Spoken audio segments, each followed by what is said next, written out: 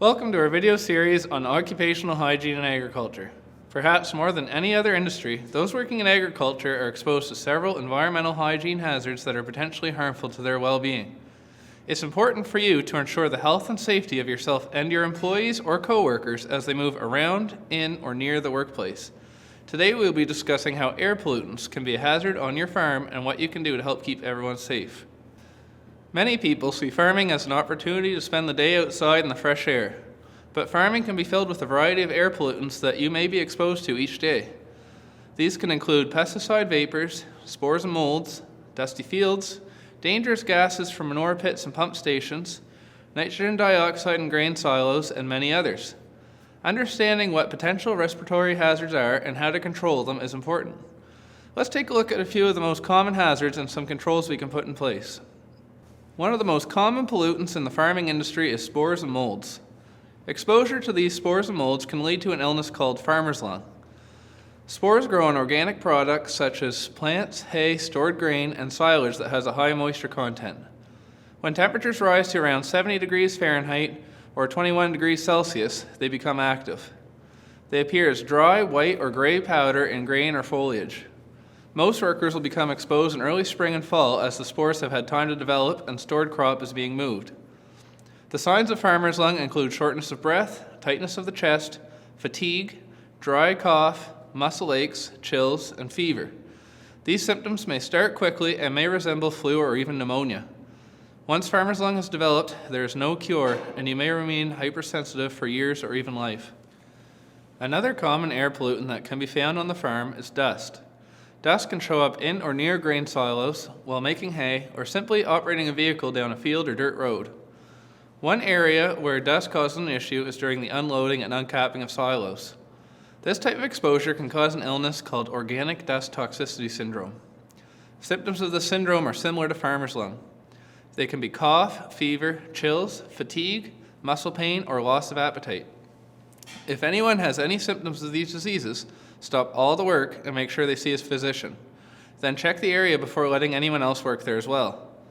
Some ways to reduce the risk of farmer's lung include decrease exposure to mold spores and dust. Reduce mold spores by using commercially available mold inhibitors. Harvest, bale, store, and ensoil grains at the recommended moisture level to reduce mold growth. Identify ways to automate feeding to decrease the release of airborne mold spores. Avoid working in dusty places and confined space areas. Ventilate to mechanically remove air contaminants. Wear a double-strap dust mask or organic dust filter equipped with respirator rated at least N95 to reduce your exposure to contaminants. In addition to air pollutants, there are other respiratory hazards found on the farm.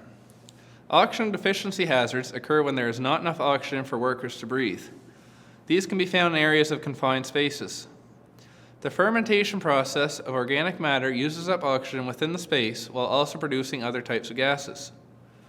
Without proper levels of oxygen, workers can suffer headaches, impaired decisions, or eventually cause them to fall unconscious and leads to death. Gases and vapor are also hazards that can be found on the farm. Gases and vapors can be created through decomposing organic material, welding of farm equipment, or pesticide and fertilizing products, to name a few. A common deadly gas is hydrogen sulfide, also known as H2S. It is produced by decomposing manure and one of the deadliest gases found on the farm. It is continuously produced in manure pits. Because it accumulates in low-lying areas, children and animals are particularly at risk. At low concentrations, it's easy to detect as it smells like rotten eggs, but at high levels it will no longer have a smell, making it impossible to detect. Moderate exposure causes irritation of the eyes, nose, and respiratory system, as well as headaches, fatigue, and irritability. Exposure to high levels of H2S is instantaneously fatal.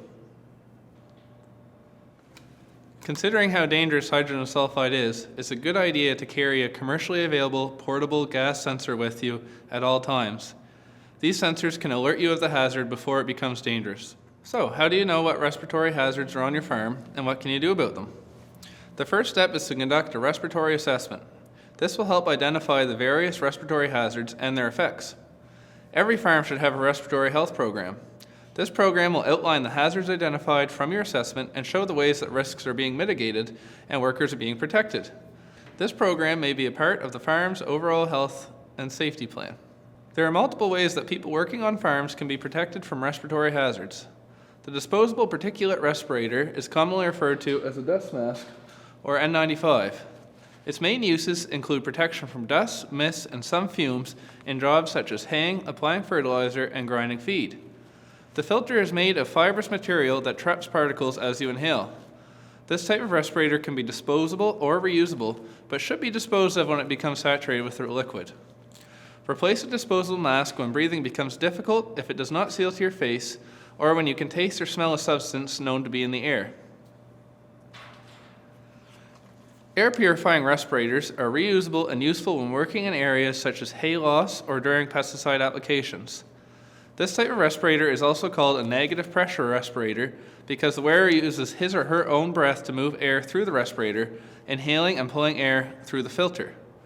These are the most common types of masks found on the farm, but there are other types such as power air purifying, gas masks, and self-contained breathing apparatus. All of these types of protection have specific uses depending on specific situations.